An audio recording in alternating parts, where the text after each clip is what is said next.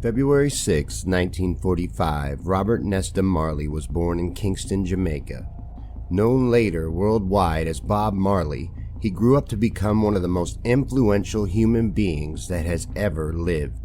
His ability to speak to people's souls through his music and his willingness to speak out and stand up against injustices in the world, while at the same time informing and teaching people about the oppressions and true evils of this world, showing them the truth that love and unity has the power to save us all. Had Bob Marley lived long enough and continued on his trajectory, he could have influenced and changed people's perceptions towards racism, love, unity, and the governance of society itself. But Bob Marley was taken early, at just 36 years old, by aggressive cancer that spread rapidly throughout his body. But many people do not believe that this cancer that began in his toe originated organically, and instead deeply believe that Bob Marley was assassinated to stop him from further spreading his message and to keep him and his music from awakening any more people to reality. They believe that he was killed to put an end to his influence on society. So tonight, on Conspiracy Theories and Chill, we are going to explore the theory that Bob Marley was actually murdered in order to silence him and stop his message. Now, musically, everyone's well aware that Bob Marley was a phenomenon. He had a very large following and his music was extremely popular. During Bob Marley's musical rise and the peak of his popularity in Jamaica in the late 70s, things were very politically volatile. In fact, Bob Marley did not speak out on politics at all, making no official political statements one way or the other. Not that he wasn't political, he just avoided politics and instead focused on issues that he felt were truly important, such as unity and human rights. And it was also very dangerous in the climate of Jamaica for a popular figure to even have an official political stance. So as far as actual politics went, Bob was very quiet even about his own opinions on it. And despite that, both major political parties in Jamaica aggressively sought Bob Marley's endorsement in order to win over the people of Jamaica in the upcoming election. Two wildly different political views were clashing. On one side, Michael Manley was the current Prime Minister of Jamaica and a democratic socialist. He was being opposed by the Jamaican Labour Party led by Edward Ciega. Now, Ciega was known by the locals in Jamaica as Eddie Ciega and was US and CIA backed to take over the Jamaican government's leadership. The US was opposed to Manley. They did not like it that he was looking to model Jamaica's government after Fidel Castro's, who Manley had recently visited and observed and also was known to admire. And with both candidates seeking Bob Marley's endorsement and Bob wanting no part of taking a political stance, which it needs to be pointed out again that he knew doing so would literally be risking his own life, he instead offered to hold a concert and have both political opponents come on stage and shake hands as a public gesture that the election was in the end for the people of Jamaica. But Prime Minister Manley takes this inch and runs a mile with it, proclaiming everywhere and advertising it even that Bob Marley was going to be putting on a concert on the Prime Minister's front lawn for the people of Jamaica, effectively making it seem to everyone that Bob Marley had endorsed Manley for re-election. And this action led to many death threats that were aimed at Bob Marley, causing Marley to hire his own personal security detail, which guarded him 24/7. And as far as the concert went, both parties agreed to a neutral location just 2 weeks prior to the event itself, but under-promoted that fact. So as far as the public perceives, this event is still taking place on the Prime Minister's front lawn and leaves everyone thinking that Bob Marley still supports Manley for re-election. 2 days before the event, on December 3rd, Bob Marley's home is raided by 2 carloads of gunmen. Now, curiously, his personal security detail is absent at the time. The gunmen ran through the Marley compound, shooting everyone that they saw. They hit Bob's wife Rita in the head. Bob himself was shot, and others in the home were hit as well by the gunfire. All survived the attack, but at this point, everyone around Bob Marley was telling him to call off the concert. His publicist, Jeff Walker, is credited with convincing Marley to go on with the event, convincing a frightened Bob Marley that said he wouldn't do the show without a machine gun, that his guitar was his machine gun. And 80,000 people are said to have attended the concert. 10 days later, Prime Minister Manley was re-elected. And fearing for his life, Bob Marley fled to England, and no one has ever been found responsible for the December 3rd attack on Bob Marley's compound, despite many believing that the assassination attempt was called for by the Jamaican Labour Party, which was again backed by the United States and the CIA. But despite the clear motives and connections, the CIA nor anyone else has been officially implicated in the assassination attempt. Now, it is well known that the CIA had a great interest in Bob Marley, and a large file on Marley exists at the CIA for a reason, and I doubt it's to study his music. I tell you this story to demonstrate that even trying his best to stay out of politics in his own country, Bob Marley was heavily influential and dangerous to the power structure itself, not just in Jamaica, but worldwide. And that is why the CIA holds large files on Bob Marley. And it is also why many people believe that he was killed to keep him from using that influence to change the world. So, who killed Bob Marley? Was it the CIA? Now, there exists a story of a poisoned shoe, a gift from the CIA.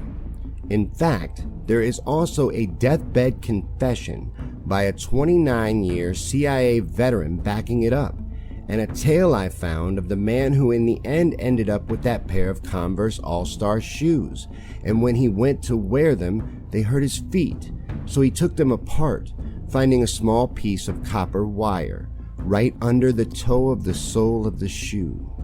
So did the CIA poison Bob Marley? 79-year-old ex-agent for the CIA, Bill Oxley, says he worked as a hitman on targets deemed to represent a threat to the interest of the United States. And he said in an interview before his death that he killed Bob Marley and had no problem in doing so because he was a patriot that believed in the CIA and never questioned the motivations of the agency, adding that he looked at it as a sacrifice being made for the greater good. Oxley used faked press credentials to gain access to Bob Marley at his Blue Mountain retreat. He claimed to be a famous photographer working for the New York Times and gave Bob Marley a gift, a pair of Converse All-Star shoes. And he said that when Bob put on the shoes, he screamed out in pain. Oxley said that was it. His life was over right there and then. The nail in the shoe was tainted with cancer viruses and bacteria. If it pierced his skin, which it did, it was good night, nurse. In the interview, Oxley adds that there have been many high-profile assassinations of counterculture figures in the United States and abroad in the late 60s and early 70s. And Oxley in fact claimed to have himself been involved in at least 16 other high-profile assassinations done by the CIA. He said that over time, the CIA realized that subtlety was the better approach. No more bullets and splattered brains, but more subversive and hidden methods were decided to be the best way to kill not just the person, but the idea itself. It was not only much neater, but eliminates the unwanted result of martyrdom for the victim. Oxley claims to have kept close contact with Marley up until his death to influence him away from any treatments that might cure him and to hasten his demise. He said that the last time he saw Bob Marley, he had removed his dreadlocks and his weight was dropping like a stone. He said that on this last visit, Bob was very weak and withdrawn, unbelievably small, and he knew that the cancer had done its job. Bob Marley passed away May 11, 1981, at Cedars of Lebanon Hospital in Miami, Florida. Medical records from the hospital attribute his death to a cancerous brain tumor that had precipitated from his long battle with skin cancer. This cancer is said to have spread all throughout his body, to his lungs, brain, and other vital organs, making it impossible for doctors to save his life. Over the span of 4 years, the cancer had spread from where it was first discovered, in his toe, throughout his whole body, and killed him from the inside out. People attribute the speed in which this cancer took him to the fact that due to his personal religious beliefs, he refused most offered treatments. For instance, he refused to have the toe amputated and believed the body to be sacred. He didn't believe in altering or interfering with the body, and people say that is the reason the cancer spread so rapidly.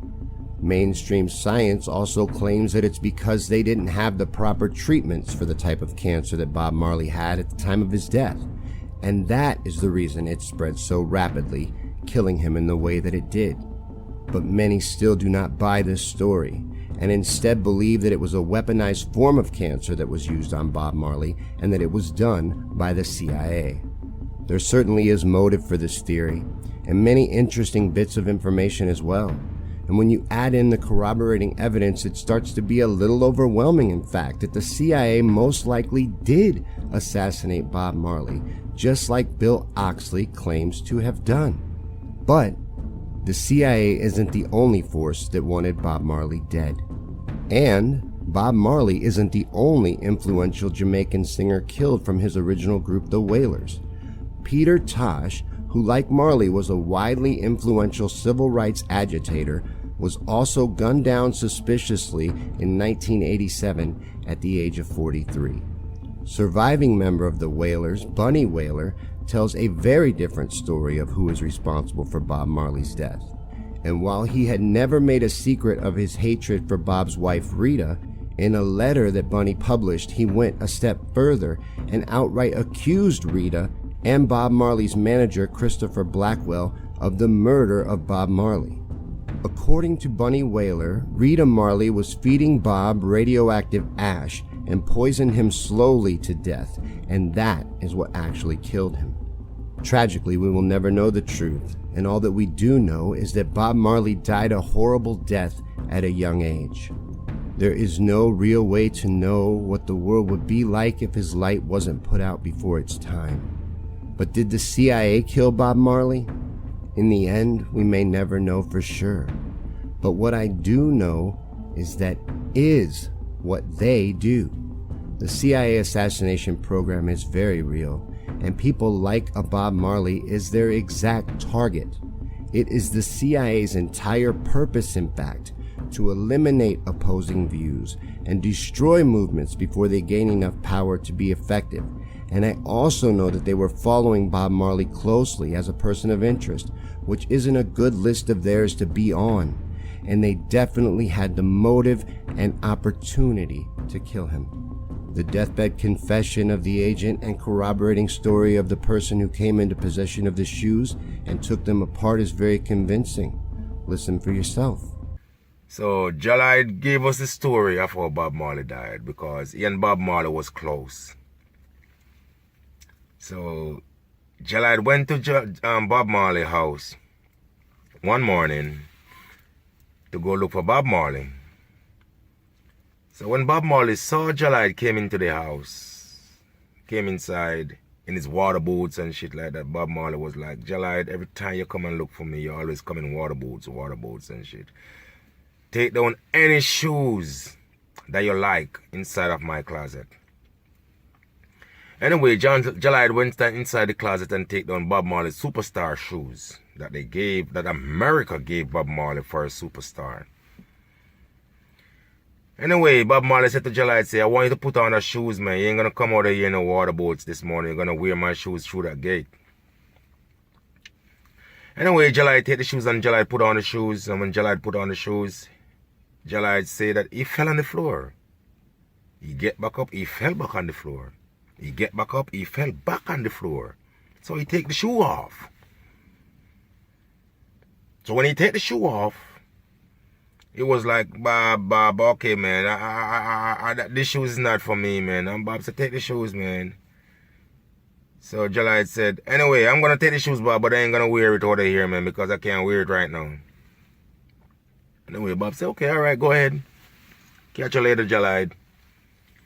Anyway, Jalad leave and went to his house, and he was looking at the shoes, talking to God, talking to the Almighty and stuff like that, and said, what the problem with these shoes that I can't wear them? The Almighty said to him, take out the sole of the shoes. When he take out the sole of the shoes, into the shoe where Bob Marley big toe rests inside the shoes, underneath the sole, you know what Babylon did? They put a piece of copper wire underneath the sole of his shoes. So when Bob Marley wear the shoes, the copper keep on sticking Bob Marley into his toe. And what that copper wire does, it poisons his body and killed him. So when you hear of people talking about Bob Marley have cancer, that's a lie. Bob Marley didn't have no cancer. Babylon killed Bob Marley. The CIA's killed Bob Marley's. Okay? So, who killed Bob Marley? Let me know what you think in the comments below. Thanks for watching, and we'll see you next time right here on Conspiracy Theories and Chill from the Sean Yankee Show.